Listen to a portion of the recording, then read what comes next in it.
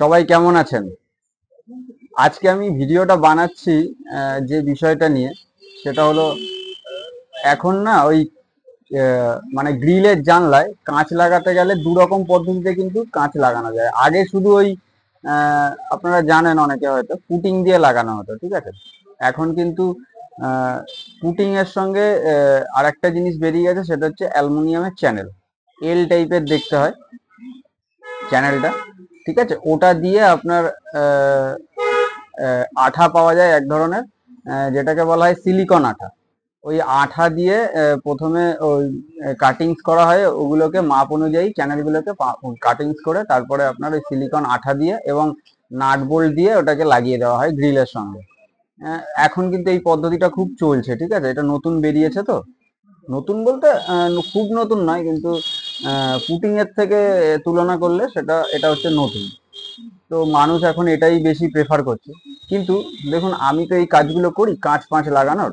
তো আমার যে এতদিনের অভিজ্ঞতা এক্সপিরিয়েন্স, সেটা থেকে আমি বলবো যে আপনি যখন কাজটা লাগাবেন আপনার গ্রিলে, ঠিক আছে, তো আপনি অনেকে কিন্তু কনফিউজ থাকে, মানে এই বিষয়টা জানে না যে কোনটা দিয়ে লাগানো হলে ভালো হবে। অনেকে মনে করেন যে পুটিং দিয়ে লাগালে পুটিং বেশি দিন টেকে না, নরম হয়ে শক্ত হয়ে গিয়ে ফেটে ঝরে ঝরে পড়ে যায়, এটা একটা সমস্যা।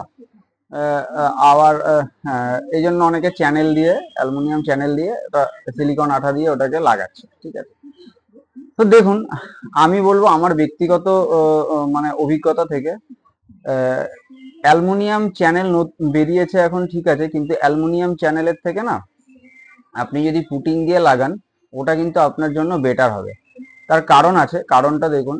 অ্যালুমিনিয়াম চ্যানেলের মানে যখন আপনি লাগাচ্ছেন, ওটা অ্যালুমিনিয়াম চ্যানেল আঠা দিয়ে লাগানো হচ্ছে, তখন কিন্তু আপনার আহ, মানে কি হয়, যতই আপনার লাগানো হোক আঠা দিয়ে, অ্যালুমিনিয়াম চ্যানেলের পাশ থেকে না ফাঁক থাকে, হালকা ফাঁক থাকবে। ওই হালকা ফাঁক থেকে কি হবে, বর্ষাকালে যখন বর্ষা হয় না, তখন ওই ফাঁকগুলো থেকে জলগুলো ঢুকে যায় ভেতরে।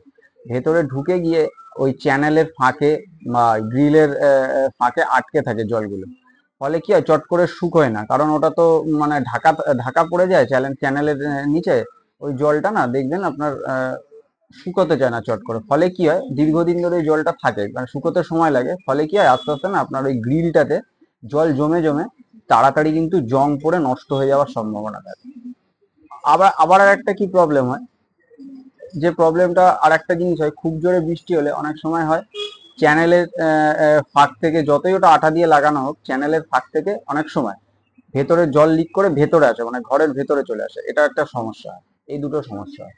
কিন্তু পুটিং এর ক্ষেত্রে কি হয়, পুটিং যদি ধরুন আপনি করিয়ে দিলেন, পুটিং দিয়ে কাঁচটা লাগিয়ে দিলেন, আর কোনো ওই পাশ থেকে কোনো কাঁচ আর গ্রিলের মাঝখানে কোনো গ্যাপ থাকে না।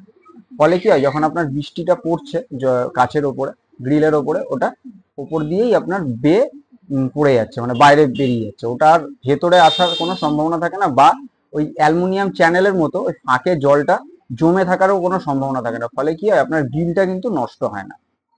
কিন্তু অ্যালুমিনিয়াম চ্যানেলের ক্ষেত্রে কি হয়, চ্যানেল দিয়ে লাগালে ওই ফাঁকে যেহেতু জল দীর্ঘদিন ধরে জমে থাকে, এটার ফলে কিন্তু একটা সমস্যা তৈরি হয়। কারণ গ্রিলের ফাঁকে জল জমে থাকলে কি হবে, আপনার তাড়াতাড়ি জং পড়ে গ্রিলটা কিন্তু নষ্ট হয়ে যাবে। আর গ্রিল হচ্ছে মানে আপনার মানে একটা বেশি খরচার ব্যাপার। মানে আপনার যদি নষ্ট হয়ে যায়, এটা কিন্তু আপনার অনেকটা টাকা, মানে খরচা হয়ে যাবে যদি আপনাকে আবার চেঞ্জ করে ওটাকে লাগাতে হয়। কিন্তু দেখুন, আপনি যদি পুটিং দিয়ে কাজটা লাগিয়ে দেন, এই সমস্যাটা হবে না।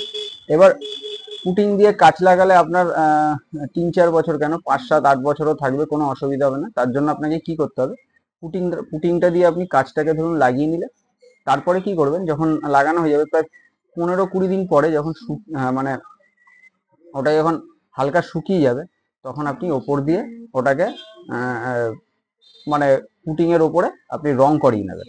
গ্রিলটা যখন রং করাবেন, তখন পুটিংটাকেও রং করিয়ে নেবেন। তাহলে কি হবে, আপনার কিন্তু এটা কিন্তু মানে পুটিংটা কিন্তু আরো টেকসই হয়ে যাবে, ঠিক আছে, রংটা করে নিলে। তো এই ছোট্ট ইনফরমেশনটা দেওয়ার জন্য আপনাদের আমি আজকে এই ভিডিওটা বানালাম। যদি ভালো লেগে থাকে, চ্যানেলটিকে সাবস্ক্রাইব করবেন এবং এই ভিডিওটিকে একটু লাইক করবেন। ধন্যবাদ।